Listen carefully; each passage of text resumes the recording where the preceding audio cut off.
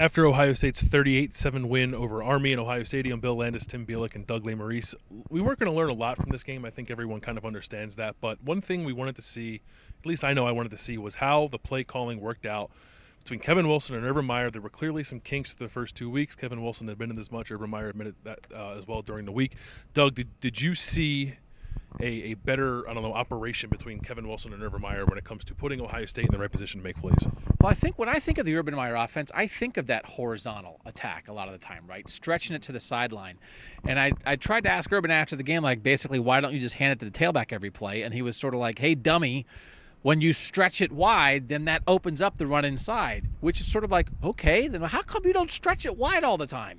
So I think that meshing is important, but we've had a lot of talk this week, like, is the Urban Meyer offense stale and outdated?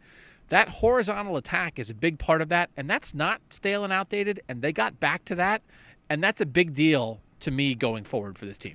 Tim, did it feel smoother to you, or did you still notice some of the stuff that they've been working through for the first 2 weeks? I feel like it had a little more flow. There were obviously the little bumps in the road, like that red zone series we talked about where they got inside the 20 and it was 3 consecutive passes before a Sean Nurenberger field goal. But in general, I felt like it had more flow. Like, a lot of things connected better. And I think that's kind of what we were talking about, what Kevin Wilson was talking about after last week in between the games, was just the flow of the offense. It felt like it was more there.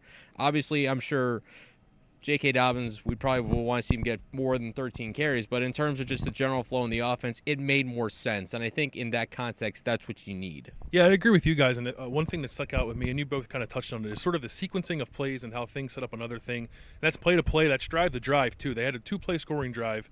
There was 2 J.K. Dobbins runs, I think total like 74 yards, and was a touchdown. And then the next drive, they came out and hit a couple of nice play-action passes. And I think you saw how establishing the run, running inside, can set up passing plays on the next series. And that's Kevin Wilson talked about that even after the Indiana game, is putting the right sort of style of plays together in a sequence to set up big opportunities for Ohio State's offense.